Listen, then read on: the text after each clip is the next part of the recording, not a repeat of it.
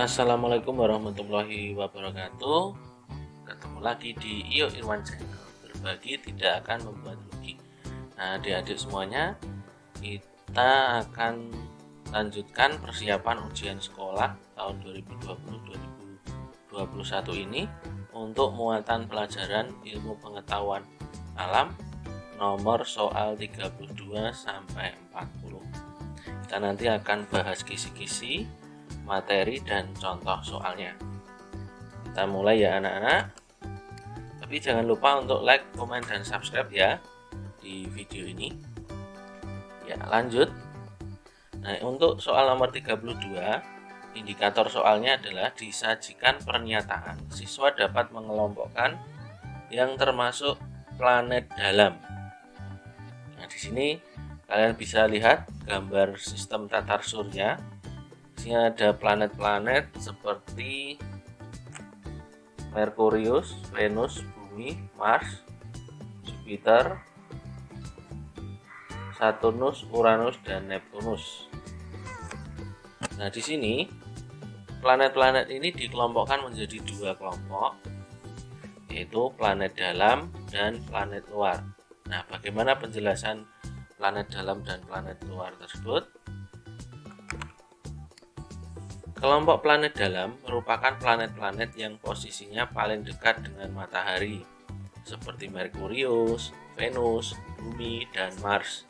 Sedangkan kelompok planet luar merupakan planet yang terjauh dari matahari, seperti Jupiter, Saturnus, Uranus, dan Neptunus.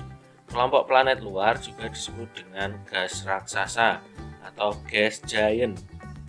Planet dalam dan planet luar dipisahkan oleh sabuk asteroid, di mana ada ribuan asteroid yang mengelilingi matahari di antara Mars dan Jupiter. Nah, ini anak-anak, asteroidnya adalah ini. Nah, ini Mars dan ini Jupiter. Nah, di antara Mars dan Jupiter itu ada yang namanya asteroid yang jumlahnya sangat banyak. Nah, kira-kira soalnya seperti apa ya? Berikut ini kelompok planet yang termasuk dalam kelompok planet dalam, yaitu A. Mars, Jupiter, Saturnus, Uranus, dan Neptunus. B. Jupiter, Saturnus, Uranus, dan Neptunus. C. Merkurius, Venus, Bumi, dan Mars.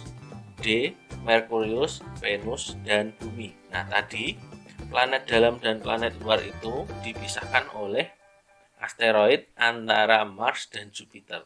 Jadi tandanya nanti adalah Mars dan Jupiter harus terpisah, karena ada di antara Mars dan Jupiter si asteroid yang memisahkan planet dalam dan planet luar. Nah, untuk A, Mars dan Jupiternya jadi satu. Nah, untuk yang B, Mars dan Jupiternya sudah beda. Untuk yang C, Mars dan Jupiternya juga beda. D juga sudah beda. Nah, tetapi untuk D, Marsnya tidak ada, sehingga untuk D salah, yang A juga salah. Nah, Jupiter, Saturnus, Uranus, dan Neptunus ini tadi kan planet-planet yang besar atau gas raksasa tadi. Nah, untuk planet dalam itu adalah planet yang paling dekat dengan matahari, mulai dari Merkurius, Venus, Bumi, dan Mars. Jadi jawabannya adalah C. Kita lanjutkan. Untuk indikator nomor 33, disajikan ciri suatu planet. Siswa dapat mengidentifikasi nama planet berdasarkan ciri tersebut dengan benar. Nah, di sini kalian lihat ini adalah planet Merkurius. Merkurius itu ciri-cirinya merupakan planet yang memiliki predikat sebagai planet terkecil dan terdekat dari matahari. Yang kedua, berwarna abu-abu. Kemudian 3, memiliki jarak 57 juta kilometer dari matahari. Terdiri dari 70% logam dan 30% silikat. Berdiameter sekitar 4.876 km. Nah, ini adalah ciri-ciri dari planet Merkurius. Bersuhu 430 derajat Celcius untuk bagian planet yang menghadap matahari dan negatif 180 derajat Celcius untuk yang membelakangi matahari. Nah, kita lanjutkan, ini adalah planet Venus. Biasanya dikenal sebagai bintang fajar atau bintang senja. Kemudian berwarna putih kekuningan. 3. Memiliki jarak 108 juta kilometer dari matahari. Memiliki diameter 6052 km. Berotasi melawan arah rotasi planet-planet yang lain. Jadi berkebalikan dari planet yang lain. Jika yang lain dari kanan ke kiri, dia dari kiri ke kanan, seperti itu. Atau berlawanan dengan arah jarum jam. Kemudian yang ketiga adalah bumi. Ciri-cirinya adalah berwarna biru kehijauan. Memiliki jarak 149,6 juta kilometer dengan matahari. Memiliki diameter sebesar 12.742 km. Memiliki satu buah satelit alami bernama Bulan. Keempat, Mars. Sering disebut sebagai planet merah karena memiliki permukaan yang berwarna kemerah-merahan. Jarak antara Mars dan matahari adalah 227 juta kilometer. Memiliki diameter sekitar 6.779 km. Memiliki dua satelit yaitu Phobos dan Deimos. Kita lanjutkan. Jupiter merupakan planet terbesar pada tata surya. Memiliki warna yang tampak berlapis-lapis dengan kombinasi warna oranye dan putih. Memiliki jarak sejauh 778,55 juta kilometer dengan matahari. Diameternya adalah sekitar 14.890 km. Merupakan planet yang memiliki satelit terbanyak pada tata surya, yaitu sebanyak 67 satelit. Selanjutnya ada Saturnus. Berwarna kuning pucat, memiliki cincin yang terbuat dari gumpalan-gumpalan es yang mengelilingi atmosfernya. Jarak planet Saturnus dan matahari adalah sejauh 1,4 miliar kilometer. Berdiameter sebesar 116,463 km.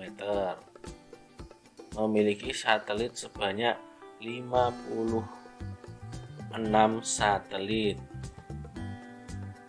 Kemudian Uranus merupakan planet yang memiliki suhu terendah dan terdingin, yaitu sekitar negatif 224 derajat Celcius.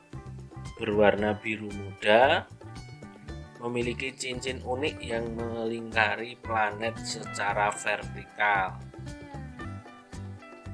Berdiameter 50.724 km.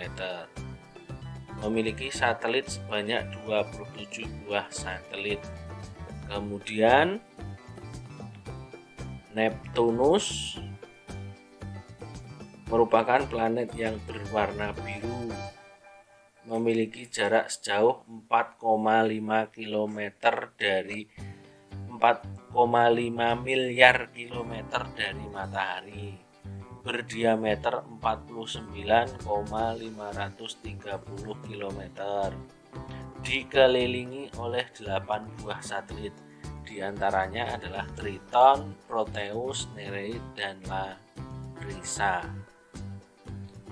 Nah, kira-kira seperti ini untuk contoh soalnya. Perhatikan ciri-ciri planet berikut. 1. Berwarna kuning pucat. 2. Memiliki cincin yang terbuat dari gumpalan-gumpalan es yang mengelilingi atmosfernya. Planet yang memiliki ciri-ciri tersebut adalah A. Bumi, B. Merkurius, C. Saturnus, D. Venus. Nah, planet yang memiliki warna kuning pucat, kemudian ada cincin yang mengelilingi atmosfernya adalah planet Saturnus. Jadi jawabannya adalah C. Kalau bumi tadi kan warnanya biru kehijauan, kemudian Venus itu dia planet yang paling terang, Merkurius planet yang paling kecil. Kita lanjutkan. Nomor 34, indikator disajikan tabel peristiwa bumi. Siswa dapat menentukan peristiwa yang merupakan akibat rotasi revolusi bulan bumi dengan tepat. Nah, ini kalian bisa lihat di gambar bumi ini. Nah, bumi ini seperti ini. Jadi dia berotasi seperti ini gambarnya. Jadi berlawanan dengan arah jarum jam atau searah dengan jarum jam. Kira-kira yang mana?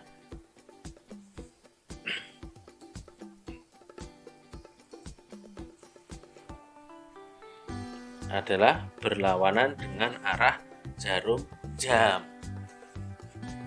Nah, kita lihat akibat rotasi bumi. Yang pertama adalah terjadinya siang dan malam. Jadi bagian yang menghadap matahari akan terjadi siang, sebaliknya bagian yang membelakangi matahari akan mengalami malam hari. Kemudian dua, gerak semu harian matahari.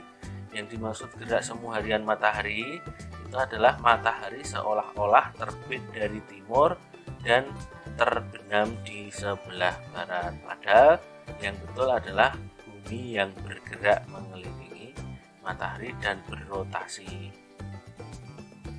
Perbedaan waktu. Jadi dengan adanya rotasi ini tadi ada perbedaan waktu. Jadi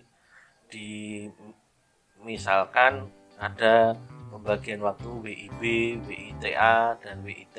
Nah, itu adalah perbedaan waktu di berbagai belahan bumi. Misalkan di Indonesia pukul 7 pagi, di Amerika Serikat pukul 7 malam. Kemudian adanya perbedaan percepatan gravitasi bumi juga. Kemudian pembelokan arah arus laut. Nah, kemudian ini kita lanjutkan akibat revolusi bumi. Yang pertama adalah perbedaan lama waktu siang dan malam. Jadi ketika terjadi revolusi bumi, seolah-olah bumi itu kan bergerak dari utara ke selatan. Nah, dia berada di garis balik utara dan garis balik selatan. Nah, ketika di bagian utara, maka kutub utara memiliki waktu siang yang lebih lama dibandingkan waktu siang di kutub selatan. Sebaliknya, jika matahari berada seolah-olah di selatan, maka di kutub selatan memiliki waktu yang lebih lama siangnya dibandingkan dengan di kutub utara. Kemudian perubahan rasi bintang. Nah, dengan adanya revolusi bumi ini, maka rasi bintang atau bintang-bintang yang kita lihat ketika malam hari bergeser letaknya. Kemudian gerak semu tahunan matahari. Nah, ini yang Iyo Irwan sampaikan tadi, bahwa matahari itu seolah-olah bergerak dari utara ke selatan, kemudian dari selatan kembali ke utara lagi. Nah, itu sebenarnya yang bergerak adalah bumi. Kemudian adanya perubahan musim, pergantian antara musim dingin, gugur, panas, dan musim semi. Yang kelima, ditetapkannya kalender Masehi. Kita lanjutkan. Ini adalah akibat revolusi bulan atau perputaran bulan mengelilingi bumi. Yang pertama, terjadinya pasang dan naik air laut. 2, perubahan jumlah hari pada setiap bulan di kalender Hijriah. 3, terjadinya macam-macam fase bulan dan pergerakannya. 4, terjadinya gerhana bulan. 5, terjadinya gerhana matahari. Nah, Kemudian contoh soalnya disajikan tabel seperti ini, nama peristiwa 1, 2, 3, 4 ini. Kemudian soalnya, berdasarkan tabel tersebut, akibat rotasi bumi ditentukan oleh nomor. Nah, kita harus tahu nomor 1, terjadinya siang dan malam apakah rotasi bumi? Ya. Terjadinya gerak semu harian matahari apakah rotasi bumi? Ya. Terjadinya perubahan musim, revolusi. Jadi yang ada nomor 3-nya salah. B dan D sudah salah. Terjadinya pasang surut air laut ini adalah revolusi bulan. Nomor 4 juga salah. C dan D salah. Jadi jawabannya adalah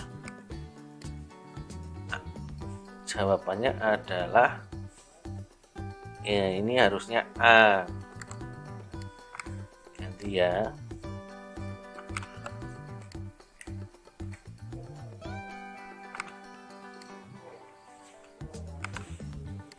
Jadi ini rotasi bumi, ini jawabannya adalah A, 1 dan 2. Kita lanjutkan untuk nomor 35. Disajikan gambar skema gerhana, siswa dapat menentukan gerhana dengan tepat. Nah, ini ada skema gambar gerhana. Nah, kita lihat matahari, bulan, dan bumi berada dalam satu garis lurus. Nah, ini syarat untuk terjadinya gerhana. Nah, bedanya nanti gerhana bulan dan gerhana matahari itu adalah letak bumi dan bulan yang bergantian. Nah, kalau matahari, bulan, dan bumi seperti ini, artinya bagian bumi ini terhalang oleh bulan.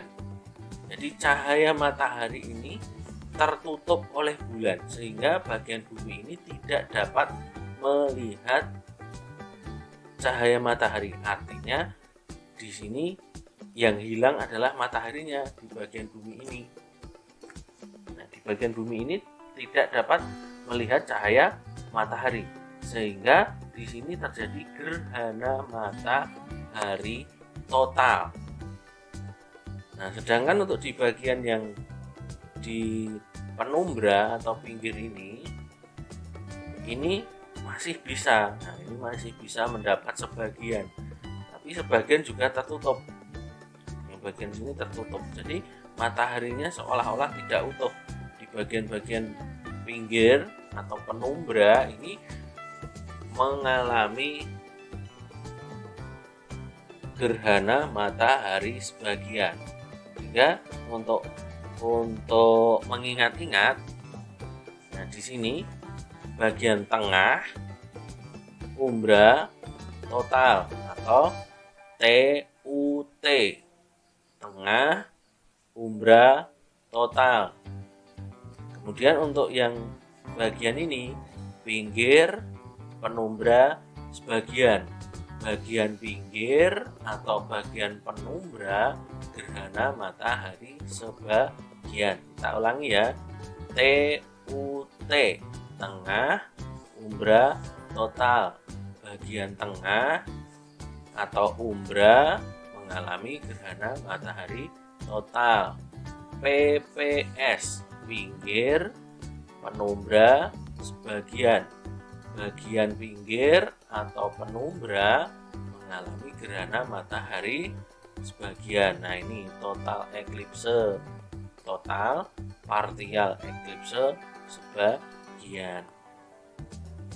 Nah, kita lanjutkan. Nah, di sini gambarnya matahari, bulan, dan bumi. Nah, perbedaannya ada di sini. Nah, ini cahayanya umbra itu tidak sampai ke bumi. Beda dengan yang tadi. Ini tadi umbranya sampai ke bumi. Sedangkan yang ini umbranya tidak sampai ke bumi. Jadi cahaya matahari yang tertutup bulan, bayangannya tidak sampai ke bumi, ada di bagian tengah ini. Maka hal ini memunculkan gerhana matahari cincin. Jadi skemanya, jika umbra itu tidak sampai ke bumi, umbra bulan ini, maka memunculkan peristiwa gerhana matahari cincin. Jadi gerhana matahari tadi jika matahari, bulan, dan bumi berada dalam satu garis lurus. Jika tidak sampai, umbra bulan ini tidak sampai ke bumi, maka gerhananya adalah matahari cincin. Selanjutnya, nah ini skema gerhana yang berbeda. Urutannya matahari, bumi, bulan. Yang tertutup, yang tidak mendapat cahaya adalah bulan. Jadi ini adalah skema gerhana matahari, gerhana bulan. Karena yang ditutupi oleh bumi ini adalah bulan. Nah, di bagian ini sama untuk mengingat-ingat tengah, umbra, total. Jadi kalau seperti ini, gerhana ini di bagian tengah ini, di bagian umbra ini mengalami gerhana bulan total. Kemudian untuk gambar berikutnya, nah di sini bulan sebagian sudah masuk bagian penumbra. Nah, matahari, bumi, ini umbra bumi, kemudian bulannya sudah bergerak menuju ke bagian penumbra bumi. Maka di sini juga sama, PPS, bagian pinggir, penumbra sebagian. Bedanya adalah bagian bulan yang berada di bagian pinggir atau penumbra ini mengalami gerhana bulan sebagian. Nah, lalu contoh soalnya sebagai berikut. Ini ada gambar, ada 1, 2, 3, 4. Nah, posisi bulan pada nomor 3 menunjukkan proses gerhana ini 3 di bagian tengah. Di bagian umbra bumi, maka TUT, tengah umbra total, total A dan C. Nah, kira-kira yang ketutup bumi, yang menjadi umbra itu bumi atau bulan. Nah, ini yang punya umbra adalah bumi, maka gerhana bulan total. Jawabannya adalah C.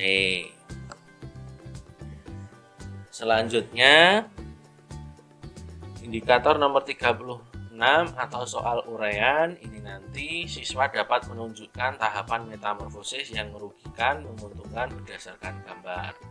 Nah, kalian lihat di sini ada beberapa gambar. Kita mulai dari kupu-kupu, di sini telur, ulat, kepompong, dan kupu-kupu dewasa. Bagian kupu-kupu ini yang merugikan ini ada di bagian ulat. Ulat ini merugikan para petani karena memakan daun tumbuhan. Kemudian bagian kepompong ini menguntungkan manusia. Mengapa? Karena bisa dijadikan bahan makanan. Kemudian bagian kupu-kupu dewasa dia juga menguntungkan karena membantu penyerbukan tanaman. Selanjutnya untuk nyamuk. Nyamuk ini juga memiliki fase yang merugikan dan menguntungkan. Fase yang merugikan atau kalau kita urutkan itu mulai dari larva, ini adalah fase yang menguntungkan. Larva dan pupa ini fase yang menguntungkan. Mengapa? Karena bisa dijadikan pakan ikan hias. Jadi misalkan kamu punya cupang, ikan cupang itu makanannya jentik-jentik atau pupa dari nyamuk. Sedangkan jika dia menjadi nyamuk dewasa, ini merugikan. Kenapa? Karena dia membawa bibit penyakit. Ada malaria, ada kaki gajah, ada demam berdarah dengue, dan lain sebagainya. Kemudian untuk katak ini sepertinya dia tidak begitu merugikan manusia. Tidak ada katak yang merugikan manusia, hanya beberapa jenis saja katak yang mungkin beracun sehingga tidak bisa dikonsumsi. Tapi jika ada katak hijau, ini di fase dewasa dia bisa dimanfaatkan manusia sebagai bahan makanan juga. Tapi di fase-fase yang lain dia tidak merugikan tapi juga tidak menguntungkan. Tapi untuk fase katak dewasa, katak hijau itu bisa dijadikan bahan makanan. Selain itu katak juga memakan nyamuk sehingga juga menguntungkan manusia. Dan di sini lalat atau ini mungkin lalat ini telur kemudian menjadi belatung ini menguntungkan manusia loh anak-anak. Mengapa? Karena dia bisa membusukkan sisa-sisa makanan. Bayangkan kalau di dunia ini tidak ada belatung, pasti banyak sekali bangkai yang berserakan. Karena ada belatung maka dia memakan bangkai tersebut sehingga habis, kita tidak melihat bangkai lagi. Dia bisa membusukkan atau habis bangkai yang bergeletakan itu. Nah, kalau dia sudah sampai di fase dewasa, dia merugikan. Mengapa? Karena dia membawa bibit penyakit. Sehingga fase yang menguntungkan ada di larva, sedangkan fase yang merugikan ada di fase dewasa. Dan kita lanjut di belalang. Nah, belalang ini unik anak-anak karena di fase nimfa dan dewasa itu juga bisa menguntungkan dan merugikan. Menguntungkan di fase dewasa itu bisa dimanfaatkan sebagai bahan makanan. Ada beberapa kuliner yang cukup ekstrim di daerah-daerah tertentu yang membuat makanan dari belalang ini bisa digoreng, bisa dibakar dan lain sebagainya. Tapi belalang ini juga merugikan. Mengapa? Sama seperti dengan ulat, dia juga memakan daun dari tanaman milik petani. Jadi di fase nimfa sampai dewasa ini dia bisa menguntungkan, bisa juga merugikan. Kemudian untuk capung ini tidak begitu berpengaruh terhadap manusia. Nah, mungkin malah larvanya ini ada yang memanfaatkan mungkin kuliner ekstrim seperti itu. Nah, untuk kecoa, nah ini tidak ada yang menguntungkan. Dia fase merugikan di bagian dewasa ini karena dia membawa bibit penyakit. Kalau di sini ayam, anak-anak, ini fasenya di telur itu menguntungkan, di bagian dewasa juga menguntungkan. Jadi untuk ayam ini memang hewan ternak sehingga jika diternak dia menguntungkan. Merugikannya hanya sedikit, mungkin akan makan makanan yang dia curi ketika mungkin banyak petani yang menjemur hasil panennya, mungkin tidak banyak, mungkin hanya sedikit. Jadi seperti itu untuk fase metamorfosis hewan yang menguntungkan dan merugikan. Contoh soalnya seperti apa? Nah, ini ada daur hidup kupu-kupu.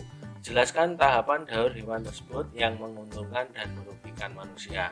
Nah, untuk tahapan yang menguntungkan adalah tahap pupa karena digunakan sebagai bahan makanan, serta tahap dewasa karena membantu proses penyerbukan. Tahapan yang merugikan adalah tahap larva karena merusak daun tanaman petani. Nah, seperti itu. Kita lanjutkan nomor 37. Nah, ini siswa dapat menyebutkan macam-macam perpindahan kalor. Nah, perpindahan kalor atau perpindahan panas itu ada 3. Yang pertama adalah konduksi. Perpindahan panas melalui zat padat yang tidak ikut mengalami perpindahan. Jadi ketika ujung besi ini dipanaskan, di ujung yang dipegang ini akan ikut terasa panas sehingga dia merambat di sini. Nah, merambat melalui medium zat padat, dan zat padat itu tidak berpindah, tetap utuh seperti ini. Nah, contoh-contohnya adalah benda yang terbuat dari logam akan terasa hangat atau panas jika ujung benda dipanaskan.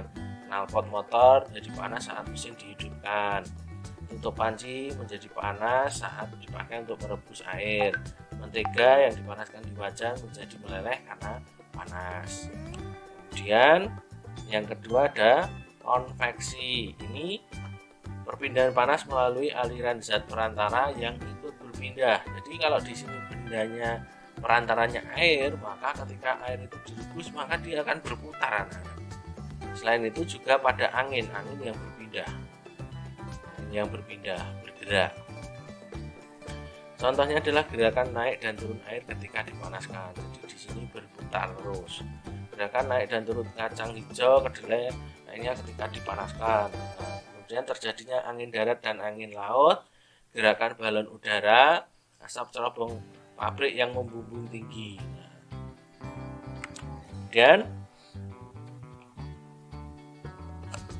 radiasi. Nah, kita ketika mendekat pada api unggun maka badan kita terasa hangat atau panas. Radiasi adalah perpindahan panas tanpa zat perantara. Radiasi biasanya disertai cahaya atau pancaran. Nah, contohnya adalah panas matahari sampai ke bumi walau melalui ruang hampa.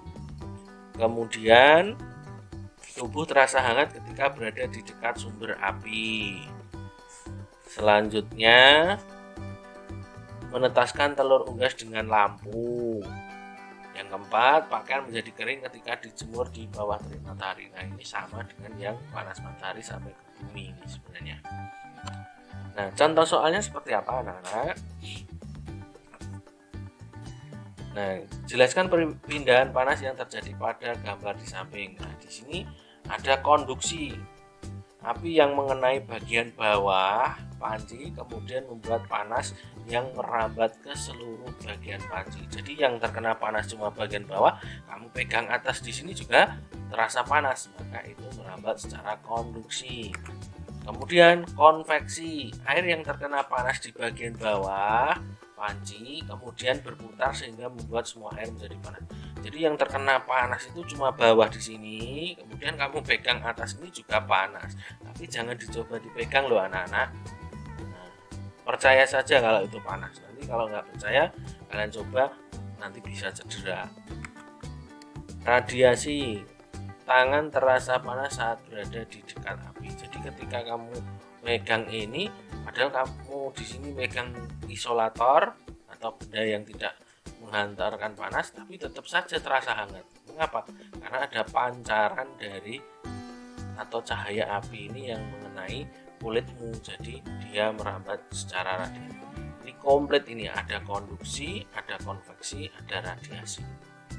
Jadi nanti jangan hanya disebutkan satu. Jadi analisis semuanya, apakah dia konduksi, konveksi, radiasi, atau 2 atau 3 semuanya ada. Seperti itu ya anak-anak. Kita lanjutkan nomor 38. Siswa dapat menjelaskan cara pembuatan magnet dengan tepat. Nah, ada 3 anak-anak. Yang pertama, membuat magnet dengan induksi. Gambarnya seperti ini. Ini ada magnet, didekatkan batang besi seperti ini. Nah, batang besinya ternyata bisa menarik paku kecil. Nah, ini proses ini bekerja dengan mendekatkan batang logam ke sebuah batang magnet. Dalam kurun waktu tertentu, batang logam tersebut akan berubah menjadi magnet. Hal ini membutuhkan waktu yang cukup lama. Perubahan batang logam menjadi magnet memiliki konsep yang sama seperti pada batang logam yang digosok dengan magnet, yaitu polarisasi magnet elementer dalam logam. Nah, ini sifat magnetnya hanya sementara. Kalau magnetnya ini diambil, dia batang besinya sudah tidak jadi magnet lagi. Kemudian yang kedua, membuat magnet dengan elektromagnet. Nah, gambarnya seperti ini. Ada baterai, kemudian ada logam, kemudian dibuat lilitan. Nah, dia akan mampu menarik benda-benda ini. Pembuatan magnet melibatkan arus listrik. Batang logam, besi atau baja dililit beberapa kali dengan kawat. Kemudian ujung-ujung kawat tersebut dihubungkan dengan arus listrik searah, sehingga logam tersebut berubah menjadi magnet. Seperti itu anak-anak. Jadi intinya ada sebuah sumber arus DC, ini batu baterai dihubungkan dengan kabel, buat lilitan di batang besi. Lilitannya semakin banyak nanti akan semakin kuat anak-anak. Kita lanjutkan untuk yang pembuatan cara yang ketiga adalah membuat magnet dengan digosok. Gambarnya seperti ini. Magnet dapat dibuat dengan menggosokkan sebuah logam dengan sebuah batang magnet. Cara ini dapat berhasil hanya jika batang logam digosok magnet berkali-kali dengan arah yang sama. Jadi harus berulang kali, kalau ke depan terus, tidak boleh maju mundur. Nanti kalau maju mundur tidak akan jadi. Kalau maju terus, seperti itu. Maju, kalau mundur terus, seperti itu. Harus dengan arah yang sama. Nah, contoh soalnya. Nah, jelaskan cara pembuatan magnet seperti gambar di samping. Nah, pembuatan magnet dengan cara elektromagnetik melibatkan arus listrik. Batang logam, besi atau baja dililit beberapa kali dengan kawat. Kemudian ujung-ujung kawat tersebut dihubungkan dengan arus listrik searah sehingga logam tersebut berubah menjadi magnet. Kita lanjutkan nomor 39.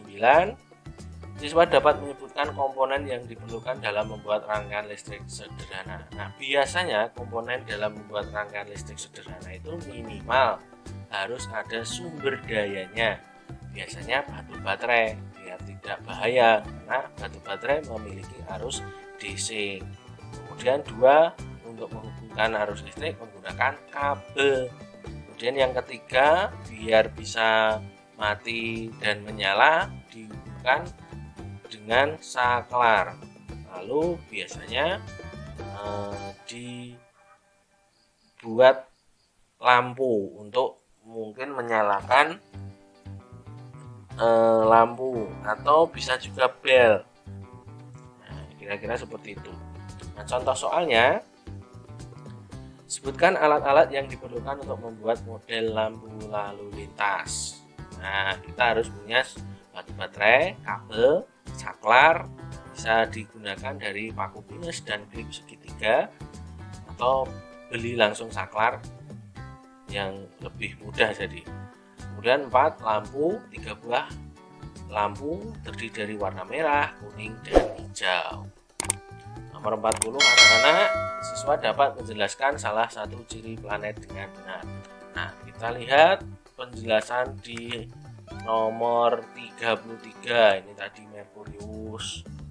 Kamu nanti bisa mencoba untuk mengulangi kembali penjelasan di nomor 33. Kemudian ada lanjut Venus, ciri-cirinya seperti ini. Lanjut Bumi,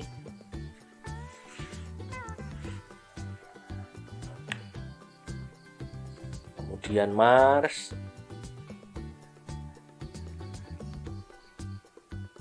lalu Jupiter,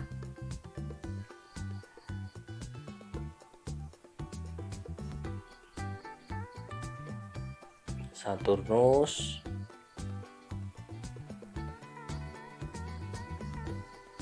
kemudian Uranus, dan Neptunus.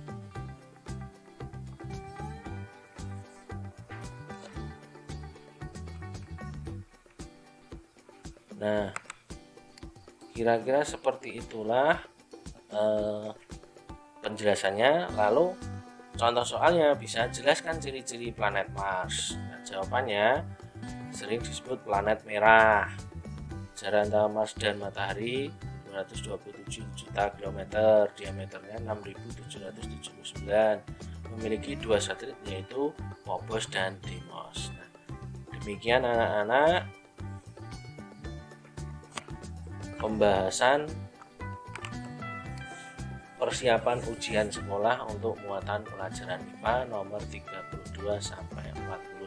Semoga yang disampaikan oleh Iyo Irwan ini bermanfaat dan semoga kalian semua sukses menghadapi ujian sekolah tahun 2021 ini. Jangan lupa untuk like, komen, dan subscribe video ini. Sampai bertemu di pembahasan ujian sekolah pada muatan pelajaran yang lain.